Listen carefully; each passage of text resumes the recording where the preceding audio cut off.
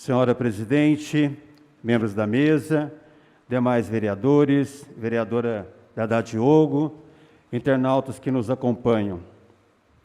Minha fala de hoje se volta ao reconhecimento do respeito à família como base dos princípios democráticos e do bom convívio social.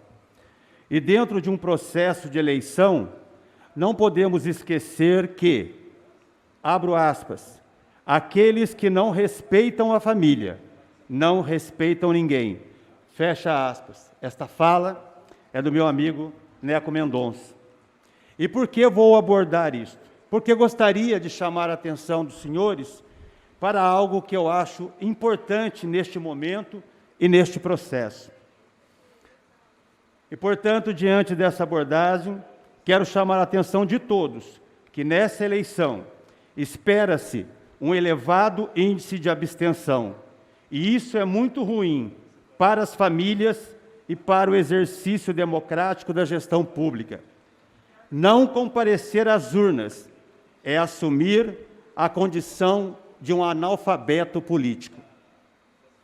E aqui eu quero usar de uma postagem que eu vi na internet e achei muito interessante para ilustrar este momento, e até este momento da minha fala, que eu quero reforçar e fazer elas minhas palavras.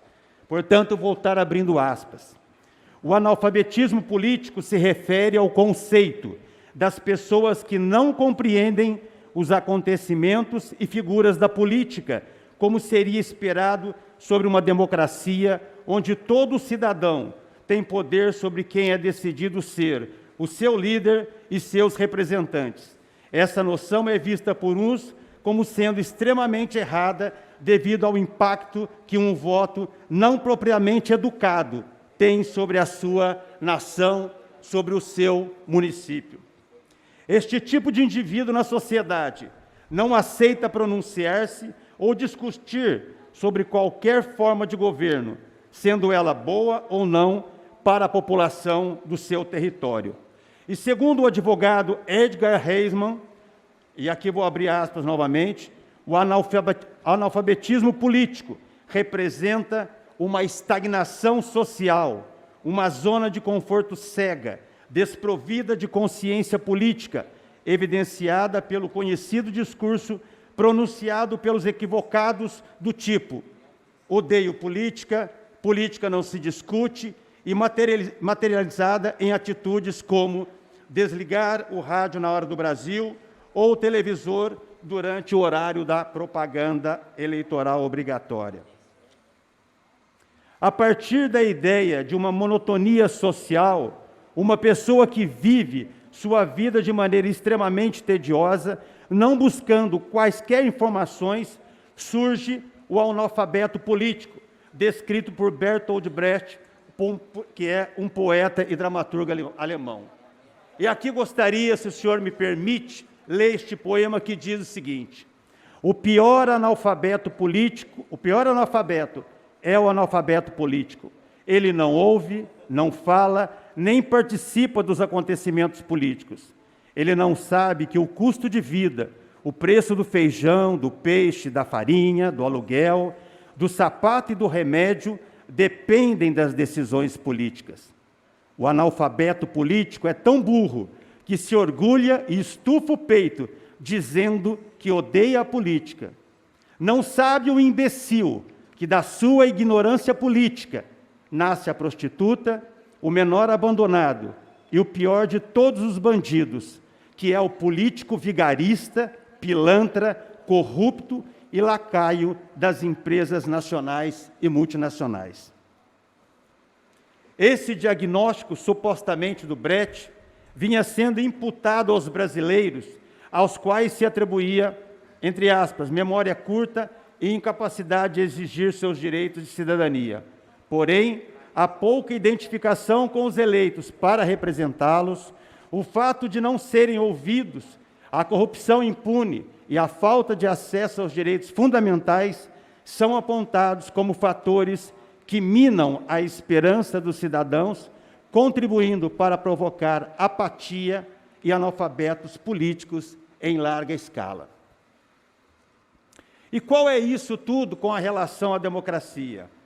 Ter a noção da situação política e agir de modo a trazer mudança é algo que existe dentro ou fora de uma democracia, mas é de certo modo facilitado por um modelo que dá mais voz à sua população do que apenas aos poucos que estão no poder. E aqui eu fecho aspas para esta publicação.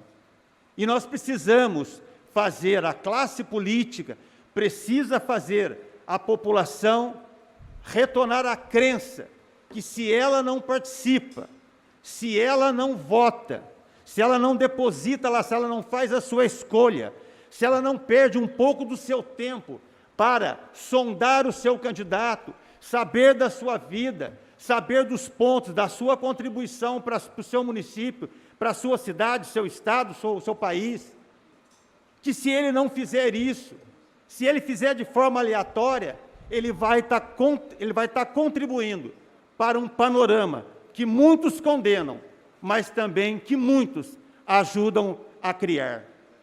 Então, este momento que eu trago de minha fala é esta reflexão que todos nós precisamos ter. Nós não podemos permitir que hoje o que mais se calcula é o índice de abstenção que vai ter nas urnas, entre os nulos e brancos. E isso não pode acontecer, porque uma classe política, um corpo político, tem que ser representado pela maioria do seu povo.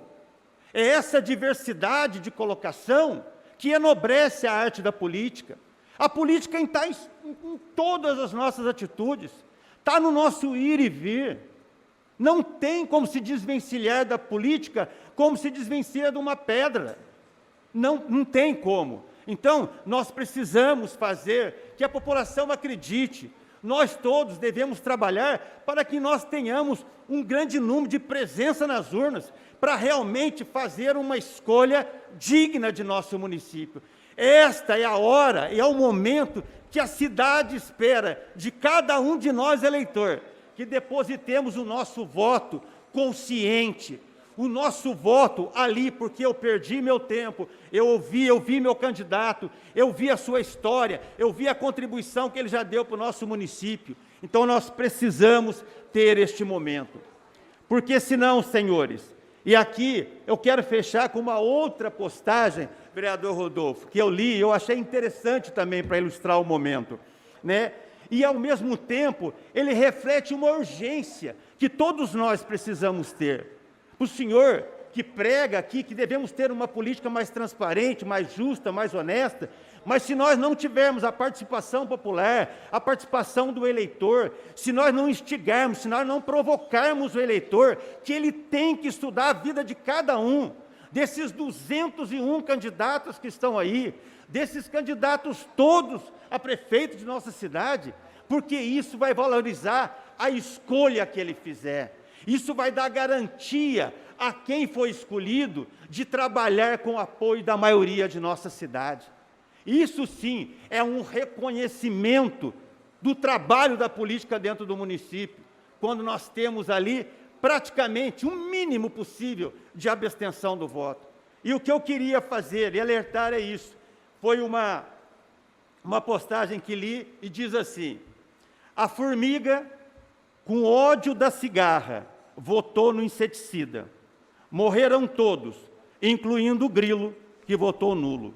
Portanto, cuidado nessa eleição. Boa noite e obrigado a todos.